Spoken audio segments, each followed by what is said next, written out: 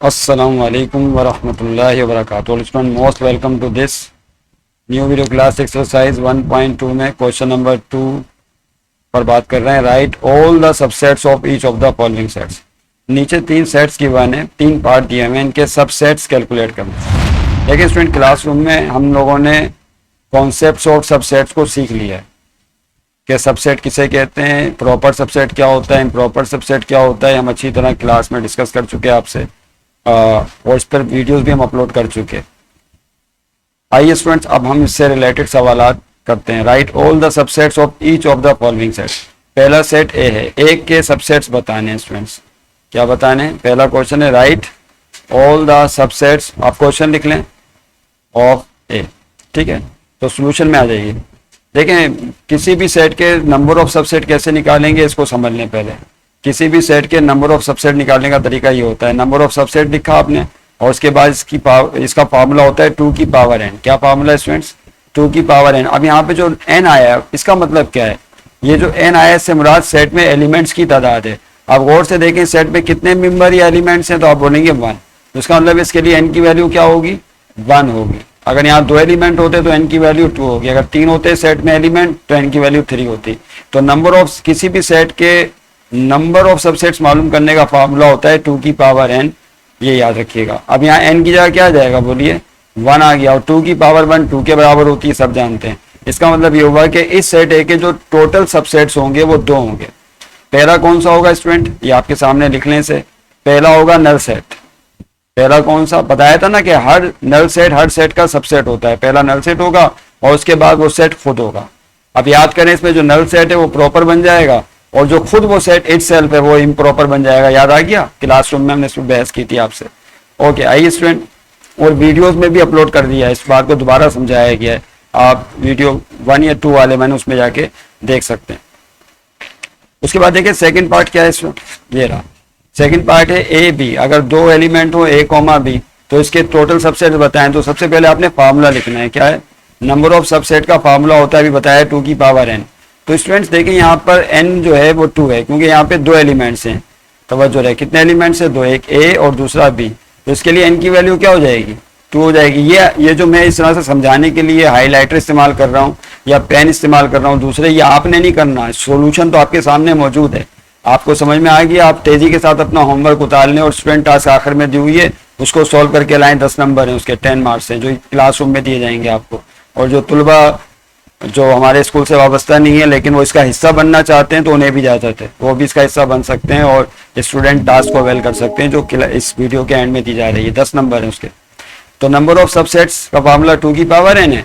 n की जगह क्या आ जाएगा स्टूडेंट? जैसे कि बताया आपको, यहाँ पर n की जगह आएगा 2. Is that clear? तो यहाँ n की जगह 2 आ गया. और 2 की पावर 2 का मतलब क्या होता है? 2 की पावर 2 का मतलब होता है 2 को आपस में 2 दफा मल्टीप्लाई करो. तो 2 2 का क्या हो जाएगा स्टूडेंट?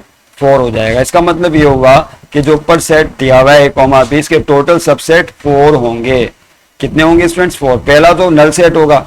अब देखें सबसेट्स लिखने का कायदा क्या है. पहला नल सेट होगा लाजमी तौर पर, उसके बाद सिंगल एलिमेंट आएंगे. देखिए ये a दूसरा सबसेट, फिर सिंगल एलिमेंट b तीसरा सबसेट, फिर a, b वो खुद चौथा सबसेट होगा. इस तरह से टोटल कितने सबसेट्स होगा स्टूडेंट्स? बोलिए 1 2 3 4.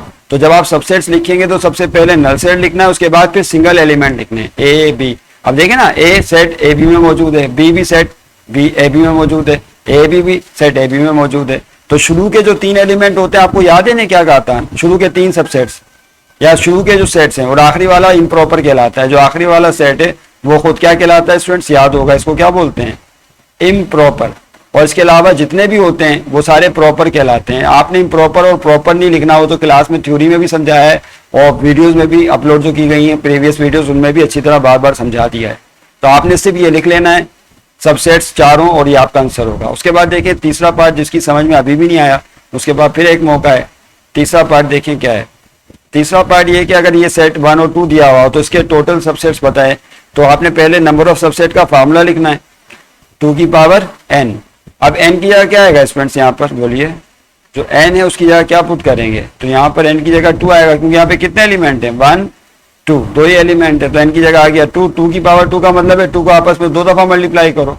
तो 2 2 दा 4। इसका मतलब ये हुआ कि इसमें भी 4 सबसेट्स होंगे। कौन कौन से होंगे वो मेरा ख्याल आप समझ गए होंगे। एक नल सेट होगा, उसके बाद सिंगल एलिमेंट लेंगे, मिसाल पर ये 1 है, 1 सिंगल एलिमेंट, फिर 2 लेंगे सिंगल एलिमेंट, तीसरा सबसेट, और 1 2 खुद ये चौथा सबसेट होगा। इस तरह से इसके 4 सबसेट होंगे। समझ रहे हैं बात को। आइए स्टूडेंट अगला सवाल करते हैं, क्वेश्चन नंबर 3। क्वेश्चन नंबर 3 में कह रहे हैं ये एक क्वेश्चन उतार लें, सॉल्व करें। हम आपको डायरी पर दिया गया है कंप्लीट करने के लिए। If A is equal to, ये ए स्मॉल बना दिया गलती से, कैपिटल होगा ये क्या है, सेट को कैपिटल लेटर से शो करते हैं।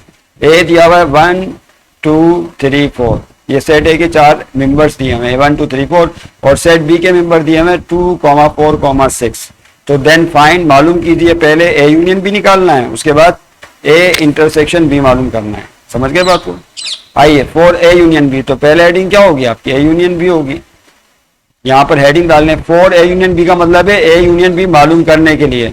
तो आपने क्या लिखा, ए यूनियन बी लिखा। ए में पहले जाहिर है ए यूनियन बी में पहले सेट ए आया है, कौन सा, तो सेट ए लिखेंगे, फिर यूनियन का साइन डालने के बाद सेट बी लिख देंगे जो ऊपर दिया हुआ है। समझ रहे हैं आपको। उसके बाद यूनियन में क्या करते थे, याद करें, डेफिनेशन भी आपको समझाई गई है और आपने लिखी है, आपके पास मौजूद है। तो जब दो सेट्स का यूनियन लेते हैं तो दोनों सेट्स के सारे एलिमेंट लाइन से लिख देते हैं, लेकिन कोई एलिमेंट रिपीट नहीं करते। तो 1 2 3 4 पहले सेट से आ जाएगा, दूसरे सेट में 2 4 नहीं लिखेंगे क्योंकि वो पहले से मौजूद है। पहले सेट ए में सिर्फ 6 लिखा जाएगा। नहीं समझे बात को। और दोनों सेट में 5 नहीं है, लिहाजा आप 5 नहीं लिख सकते इसके अंदर, वो एलिमेंट दोनों सेट में ही मौजूद नहीं है। तो ये 1 2 3 4 6 यूनियन होगा।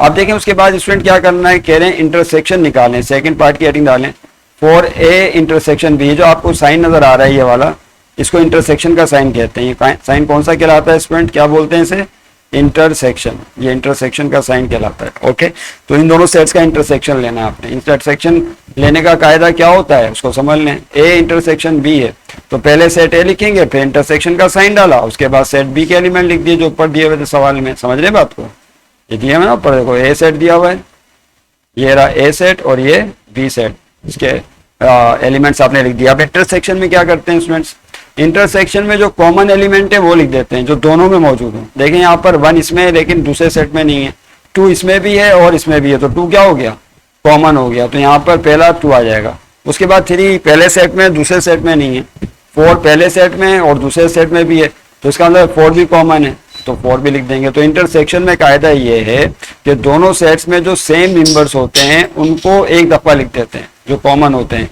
इस तरह से इंटरसेक्शन लिया जाता है। समझ रहे हैं बात को। तो 2 4 ये आपका इंटरसेक्शन भी होगा। समझ गए सब, शाबाश। क्वेश्चन नंबर 4, क्वेश्चन नंबर 4 की तरफ आइए। क्वेश्चन नंबर 4 में फिर 2 सेट दिए हमें। इफ ए सेट दिया हुआ है a बी एंड, और बी सेट दिया हुआ है b c d, then find, तो मालूम करें। पहला पार्ट ए यूनियन बी निकालें, उसके बाद एंड, और सेकंड पार्ट में कह रहे हैं ए इंटरसेक्शन बी मालूम करें। अभी अभी आपको बताया है कि ये साइन यूनियन की कहलाती है और ये वाली साइन उल्टा यू, ये इंटरसेक्शन की साइन कहलाती है। और अभी आपने सीख लिया है कि कैसे यूनियन और इंटरसेक्शन मालूम करते हैं। समझ गए। अब पहले हेडिंग क्या होगी, फॉर ए यूनियन बी, ये मालूम करना आपको पहला पार्ट। तो उसके लिए क्या करना होगा स्टूडेंट्स, पहले आप सेट ए लिखेंगे, ए यूनियन बी लिखा आपने, यहाँ पे लेफ्ट पे इज इक्वल टू का साइन डाला, फिर सेट ए आया, यूनियन का साइन डाला, उसके बाद सेट बी लिख दिया, b c d। यूनियन में सारे एलिमेंट लाइन से लिख देंगे, तो पहले सेट के ए और बी एलिमेंट आएंगे, उसके बाद दूसरे सेट के 2 एलिमेंट सी और डी आएंगे। बी नहीं आएगा क्योंकि बी तो पहले से मौजूद था सेट ए में। समझ रहे हैं बात को। तो कोई एलिमेंट रिपीट करके या एक एलिमेंट 2 दफा नहीं लिखा जा सकता यूनियन में, याद रखिएगा।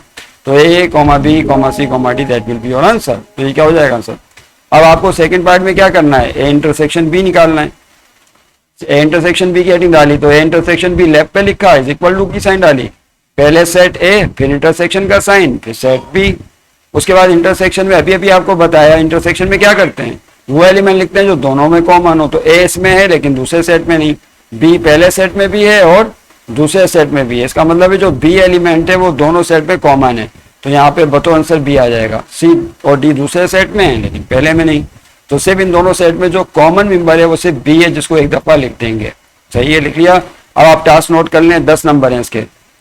स्टूडेंट टेस्ट, टास्क टेस्ट कहलाता है, इसको हम बोलते हैं STT, स्टूडेंट टास्क टेस्ट कहलाता है।